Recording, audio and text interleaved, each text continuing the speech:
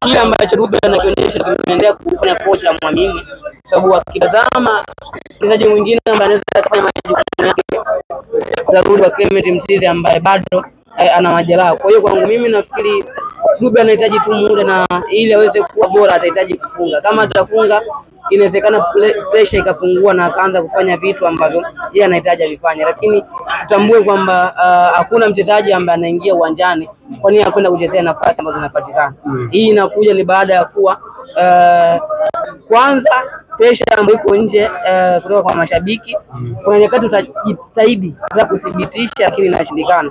Kwa hiyo sifikiri kama Dube kipindi ambacho anakipitia anafurahia, ni kipindi ambacho pia anarudi kujiuliza kwa nini, lakini ndio mchezo ulivyo. Kuna nyakati ambazo utakuwa bora, watu watakuimba, lakini nyakati ambazo utasahaulika kulingana na kazi ambayo unafanya.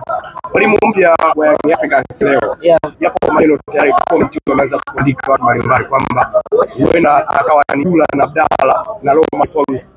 Kweli binafsi mapema sana kuzungumza kwa sababu ino mechi yake ya kwanza, bado hajasoma asilimia za wachezaji alionao, bado hajajua namna ya kutumia wachezaji ambao wanakuja. Kwa hiyo atahitaji zaidi muda kuweza kujua aina wachezaji alionao na gani ambao anaweza kuwatumia. Kwa maana CV bado ni bora, na naamini kama atapewa nafasi kwenye kikosi inawezekana akabadilisha taswira ya kila ambacho kiko, lakini kwenye hizi timu zetu imekuwa ni ngumu sana kuweza kuvumilia kocha.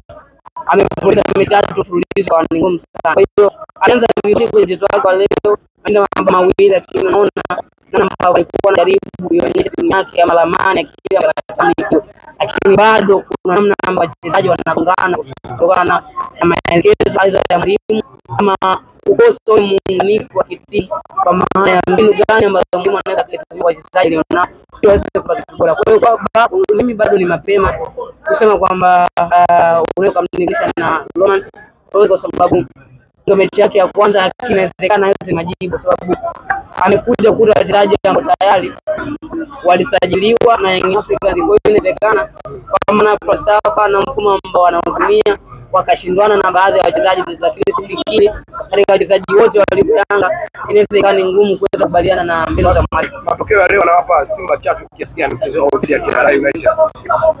Nafikiri Simba kwa hivi sasa anahitaji tu kushinda, kwa sababu Yanga ametoa sare mechi moja dhidi ya Mbeya City. Kwa hiyo yeye anachokiangalia na namna gani ambapo anaendelea kutengeneza hilo gap ambalo Yanga alidondosha hizo alama mbili. Kama atapoteza, manake atarudi tena kuanza kujiuliza namna ambavyo Yanga anaweza kupoteza mechi hivi karibuni.